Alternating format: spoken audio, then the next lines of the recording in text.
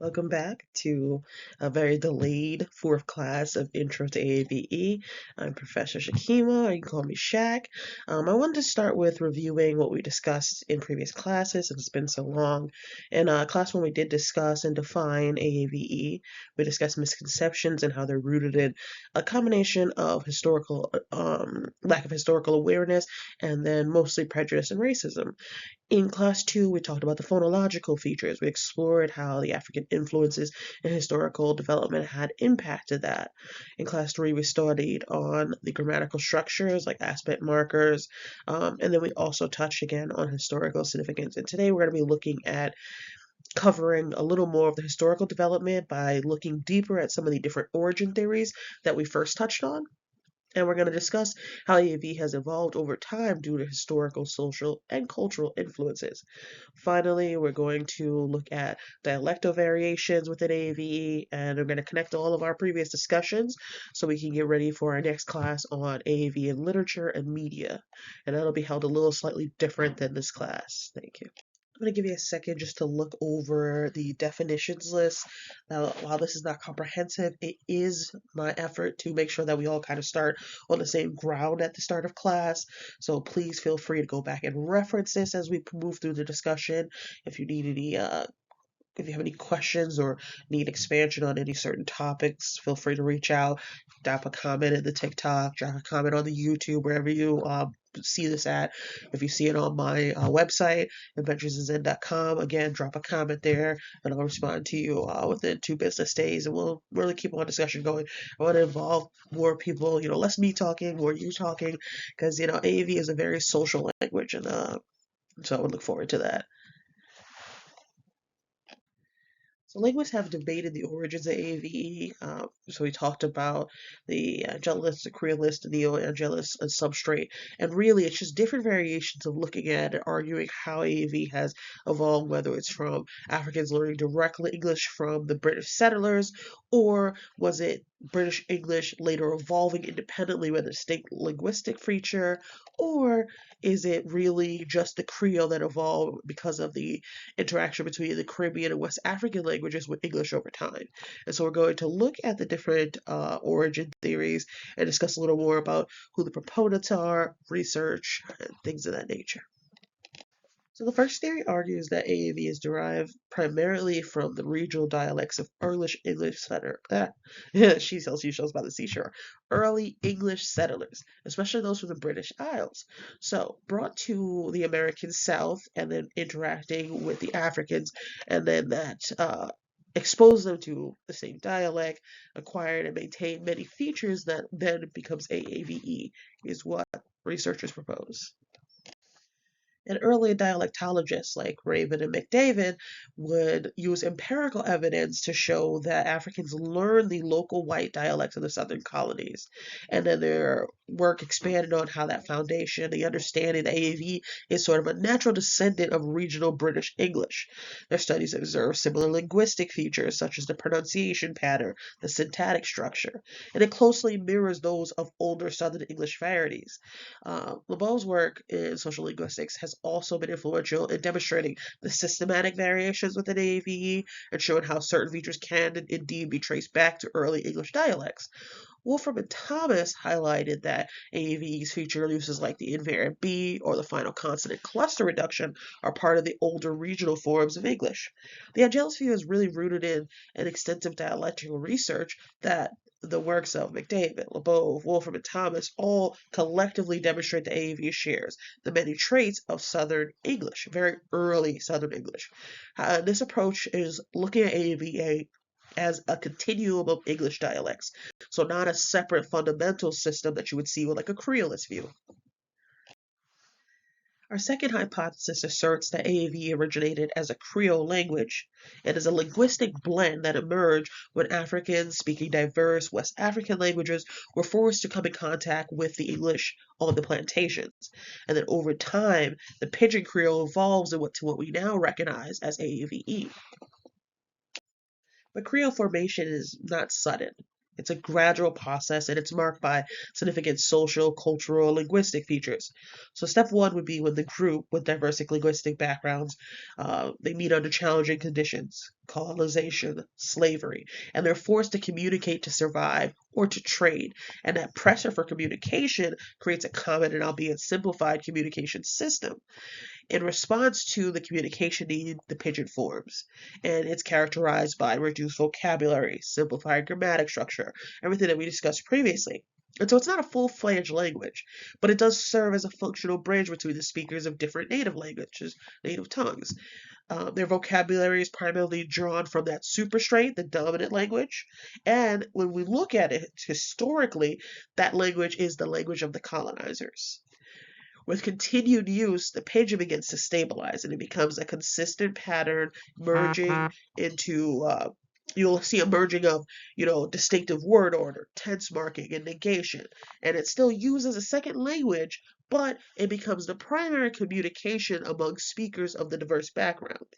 And then you'll see when children are born into the community, where the pidgin is the main form of communication, they then acquire that as their mother tongue. And it's a process, this process of nativization, that is crucial that transforming a pidgin into a fully developed Creole. And in the process of the first language acquisition, children naturally, they elaborate and they are to systemize the language, innovation, and develop more complex syntax, morphology, and vocabulary.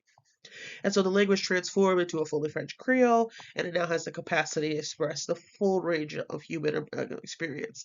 And so at this step, you can see how the linguistic complexity arises spontaneously, right, out of a language that is very deeply embedded in a community's identity, because now they're moving away from that tongue, the mother tongue of, the colonizer, and forming their own. And so as the Creole matures, its grammar and lexicons becomes more robust, it becomes conventionalized, and then it gets so deeply woven into the identity of the community that it becomes their native tongue, the native language of those speakers.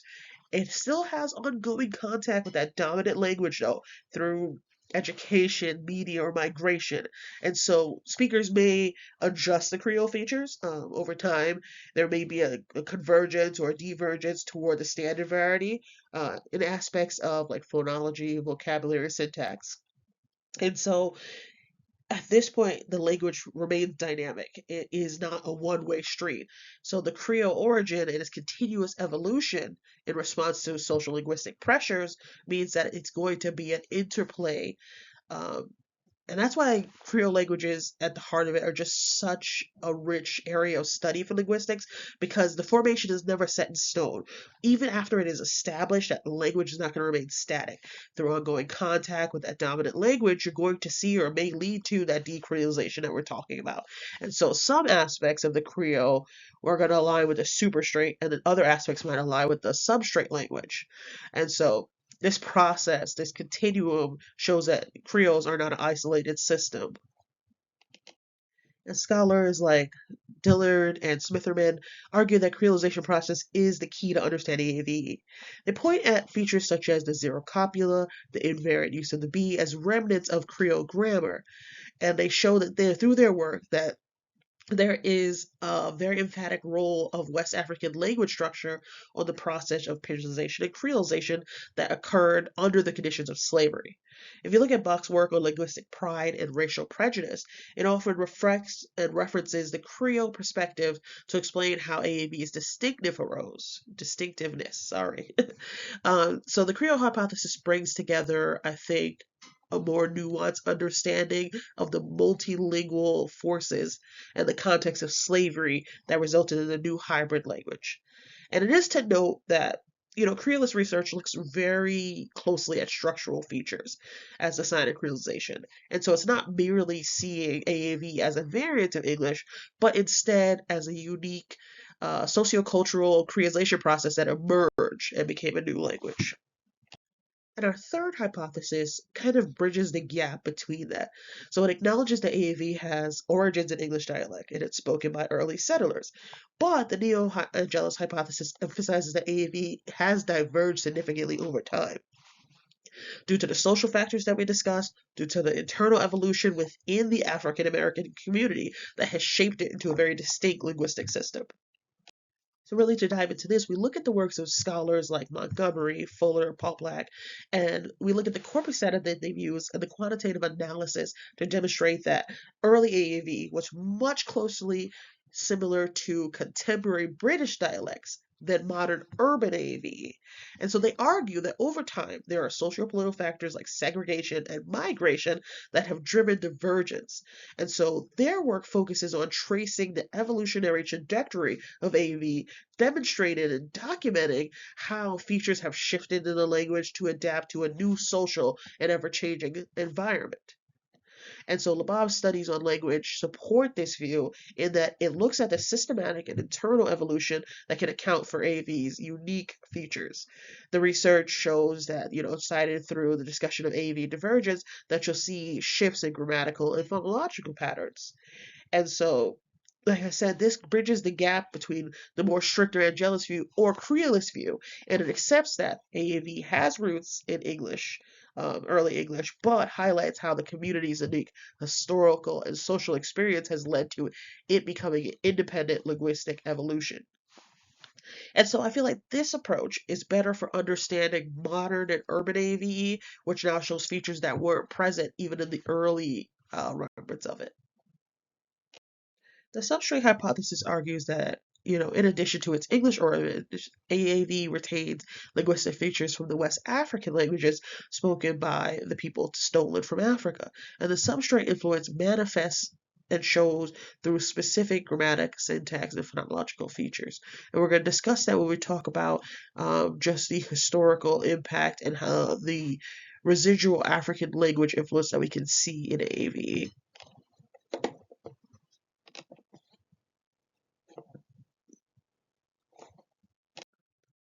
Both Laney's research focuses on language ecology and evolution and argues that the substrate effects, where certain features from West African language persist, help explain why AAV's distinct characteristics need to be viewed, especially from an ecological perspective. And so when you look at and examine how language contact and the social cultural factors contribute to the retention of non-English features within AAVE, that's when you have a broader understanding of AV's origins. Wolfram and Thomas contribute to this debate, even though they do acknowledge the substrate influences. They, like certain Creolist scholars, point to a substrate effect as a complementary to their original arguments, and they view AAVE as well, they do not view, I guess, AAV as a full-fledged Creole. So they're saying that through the substrate hypothesis that they will not dispute that the primary role of English has influenced the creation of AVE, but they add that there's another layer of explanation that needs to further emphasize the features of West African linguistic backgrounds. And so they want to highlight it more than you would naturally in the Creolist perspective. And so they're saying that the complex interplay of the multilinguistic features, because Africa is full of many hundreds of different languages, and that dynamic of language contact and the resilience of the speaker's heritage really impact and the language evolution. I'm getting tongue-tied here. I'm trying to hurry up and finish before I have to go to my next thing. So these four hypotheses are not mutually exclusive. They are not. They are very much connected. However, they highlight different parts of AAV's emergence and the confluence of influences that we can discuss. So primarily English dialects, but then you have the Creolists, and they're looking at the restructuring and the substrate contributions, all evolving under socio-historical pressures. I think understanding this multifaceted view and really taking what we can from each of the different origins helps us appreciate the rich complexity of AVE, and there is still extensive research that I feel needs to be done to uncover how it's still constantly evolving. Part of that expansion, that further research, is going to be continuing to examine the substrate influence and the dynamics between the superstrate language and the substrate languages. We gain a deeper understanding of how the historical and social conditions combine to create and sustain complex linguistic changes within AAVE. And like I said, it is still evolving.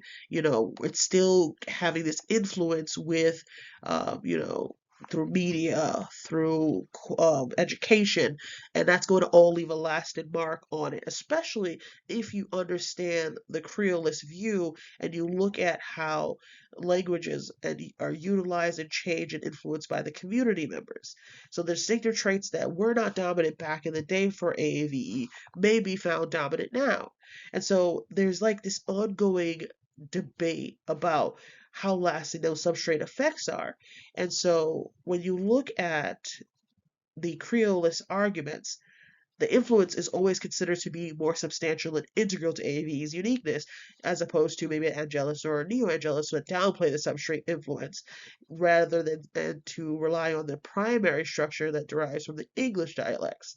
So I think it's funny if you look at, if you compare like Savannah English and African Nova Scotia English, you'll see the same or similar syntactic and phonological traits in both, and they are aligned closely to older British or colonial English, yet they do still bear those subtle marks of the substrate retention. And so I feel like AAVE acts in the same way. And so there's always going to be this back and forth, almost this pull and take between the superstrate and the substrate. And it essentially shows that language contact is very multi-directional. And so because it's rarely directional, one directional, you're going to continuously see these reconstruction, this adaptation of the language as because history doesn't stop. So there are going to constantly be needs to adapt a language to our own personal and current historical, social, and cognitive needs. And so I feel like that is why AAVE is going to be ever changing. And when you put into effect like the regional influences, it becomes even more so. So once we understand the Creole formation and it provides us insight onto how AV has emerged, evolved, and adapted in response to social and cultural perspectives and pressures, we have to understand that AVE was created as overcoming communication barriers and building new linguistic identities. And so that imprint is left on it. And you'll see, again, you looking at this slide, phonologically speaking, features that are remnants of the African linguistic pattern, whether it be the reduction of the final cluster in West African languages where complex consonant clusters are often simplified. This pattern is argued to reflect the substrate influences of West African speech. In addition, you'll see aspects of the R-lessness where speakers will drop or vocalize the R sound differently. That's also a parallel you'll find in West African languages. And some studies suggest that these patterns are not simply due to contact with Southern white dialects, but it's a reflective African phonological tendencies that have carried over and been brought with the Africans to America. And so you'll also look at the habitual B being cited as the strongest piece of evidence that West African language and markers are still indicated ongoing in AAVE. Um, the use of the B to denote habituality that highlights how speakers have retained aspects of their native language structure while acquiring English. In addition to that, you'll see the phenomenon of the copyright absence, and again, researchers look at that and how it varies differently from English dialect, and the systematic use in AAVE is interpreted as underlying substrate influences. There are lexical items, etymology links to African language, the vocabulary has carried over and can be traced back to African origins. These borrowings provide direct evidence of the retention of African linguistic heritage. And so it lends a perspective to a deeper cultural and linguistic connections to our African roots that we have maintained despite pressures of assimilation, despite pressures of the dominant English speaking culture. It's a little bit of us that we carry with us, almost, not cognizantly. And so if you look at studies by Rickford that highlight the certain grammatical features in the AVE, or if you look at Smitheren's Talking That Talk, the importance of cultural memory and linguistic history is argued as the influence of, African language being so visible in the rhythm and expressive style of AEV. And you'll see this a lot, I think, in the arts. So rap, poetry, the media, which we'll all discuss. What the extent can always be debated about how influential African language has been on AVE, but I think that the evidence for phonologic grammar, lexical collectiveness shows that no matter how much you want to argue, there is definitely an impact. and that it will be continuous as, African Americans connect and reconnect with cultural linguistic heritage that they may have lost through forced assimilation. And so this provides a window into the historical experience and underscores how multifaceted AV can and will be. So we're going to be looking now at the evolution of AAV through historical periods. As we discussed, during the enslavement period, Africans were forcibly brought to America, and then that forced initial contact between the diverse West African languages and the English language of the colonists set the stage for the birth of AAV as we know it. So what happened was that simplified contact language, the pidgin, would be communicated with and exchanged with the English speakers. If you look at certain narratives, such as or works, such as Frederick Douglass's narrative of the life of Frederick Douglass, or An American Slave, Harriet Jenkins' instance of the life of a slave girl, it provides insight into how that early language was used and how it was integral in displaying and relaying the social conditions at the time. And then as these texts evolved and they would later all learn standard English, that those hints of their original vernacular of the AAVE melding together would still emerge. One way to see that too is the slave narratives that were recorded in the 1930s and 1940s as part of the Federal Writers Project.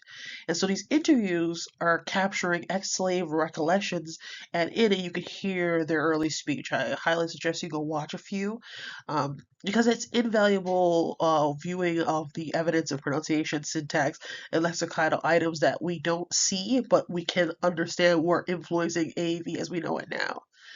At the end of slavery, segregation laws, Jim Crow, South, and economic hardships really created these tight-knit African American communities. And so these communities then solidified the distinct linguistic features of AAVE because of with white outside of segregated settings.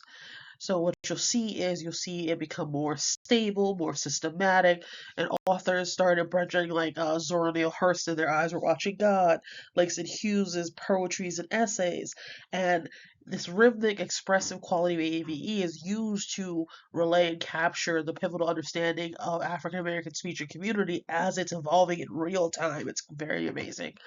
And authors like Hurston, Hughes, and Wright are going to be at the forefront of this literary, device and this renaissance that we see going on.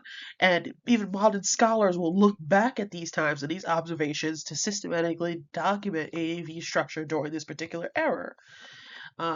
From the 1910s to the 1970s, we're going to see the exodus as millions of African Americans start to leave the rural South in search of better opportunities, pushing north or west. And this mass movement is also going to shift AAVE to new urban settings, and it promotes the spread and diversification of its features. So these speakers are now settling in New York, Chicago, Detroit, and so they're coming in contact with other dialects and other like accents that they haven't seen, and this increases the urban mobility of AAVE. Notation changes, vocabulary, grammar even will alter, and so these urban centers then become to the landscape to where you see like the subtle vowel shifts. For instance, Northern AAVE is distinct and distinguished from Southern AAVE. The pronunciation of certain vowels. There's also um, different innovation when it comes to the vocabulary. That was then as well as now. And so when you look at works like Claude McKay, you look at works for Langston Hughes, it offers you insight, a literary window into Black culture at certain snapshots in time. Simultaneously, you're going to look at the blues and jazz genres, and they're currently, at that time, growing and exemplifying the evolving sound of AAVE in the urban settings. So Muddy Waters, B.B. King, and it goes on and on. Um, what we'll look at a little bit later is how the regional dialection changes and diversifies. But before we get there, we have to talk about just after the Great Migration, and we're going to look at um, I'm drawing a blank. Oh, sorry. It's on the slide.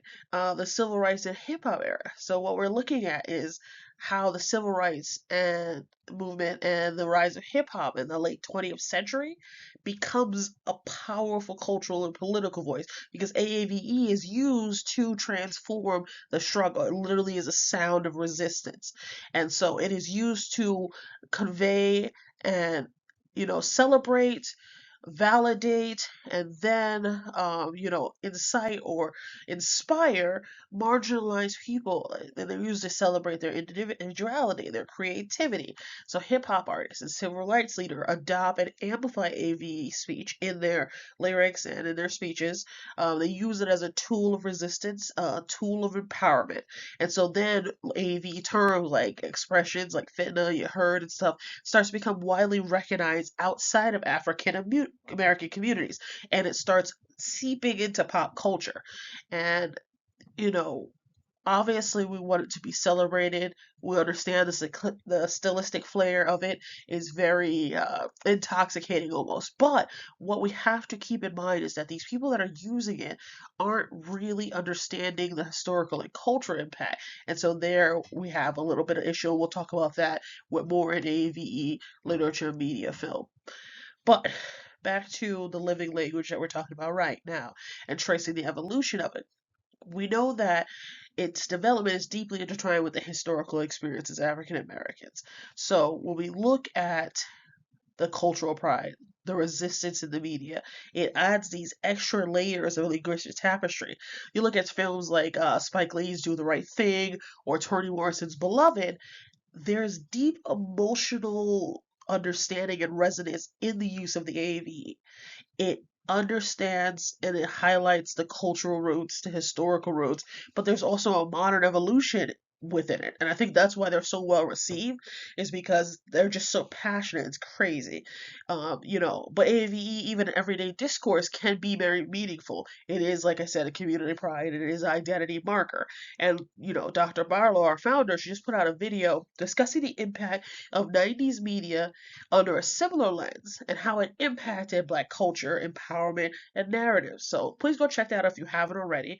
And it'll be a good place to start for our discussion for next class, like a good launch pad. So AVE at the core, his linguistic features are pretty consistent, but it does vary regionally. And so when you look at northern and southern AVE or rural versus urban AVE, you're going to see a difference in the preservation of older form of the southern and the rural versus the northern or the urban. And in addition, one of the major factors of that being the Great Migration that we just talked about. So, as African Americans moved from rural South to the urban centers in the North and West, they brought their distinct speech patterns with them. However, this movement also led to what we would call dialect leveling in the urban areas. And this is where some historically or higher regional features tend to fade, while other features become almost intensified or will innovate newly. Studies by Laveau et al. In 1968 in New York and Wolfram in 1969 in Detroit showed that AAVE in these urban centers had diverged from its southern roots. In contrast, if you look at AAVE in places like New Orleans or Atlanta, you're going to hear that stronger trace and connection to the southern annotation and vocabulary, such as, widespread use of y'all. And there's different, like I said, vocabulary that'll be specific to the urban and the northern setting. The vowel system in AVE also provides a clear example of the variation, in being that it doesn't manifest uniformly. So in some regions, vowels may be raised or fronted differently compared to other regions. For instance, there was research that indicated that in some mid-Atlantic urban areas, like Washington, D.C., vowel patterns differ when you look or compare them to southern cities. Similarly, there is the consonantal features such as the R-lessness or the constant cluster reduction that can vary as well. And in southern communities, the R-lessness is very common, both among AAVE speakers and in a lot of southern white dialects. So when you go to the northern centers and you're looking at it, that pattern is going to be less pronounced. It's going to have a different interaction with the local speech pattern. Um, there's certain grammatical markers, like the habitual B that we discussed, that remain stable across all these different AAV varieties. However, the frequency and how they can differ by region and social context, so which context is right for it to be used in and out of. Um, when you look at Southern AAVE, you might hear more distinct use of the invariant B compared to urban varieties, where the dialect leveling again is going to be at work and kind of sort of suppressing that. Um, Lexically speaking, regional terms also differ, as we said. So the word phrases, slangs that you hear will change based on one city to another. That's pretty much, standard. And it's a marker of the local identity and then the pop culture and media. So those variations are greatly influenced by like hip hop. So if you look at like, for instance, even regional and time variations, look at hip hop artists like Tupac Shakur and Kendrick Lamar who use urban AVE, but they were influenced by specific regional backgrounds and then temporal influences.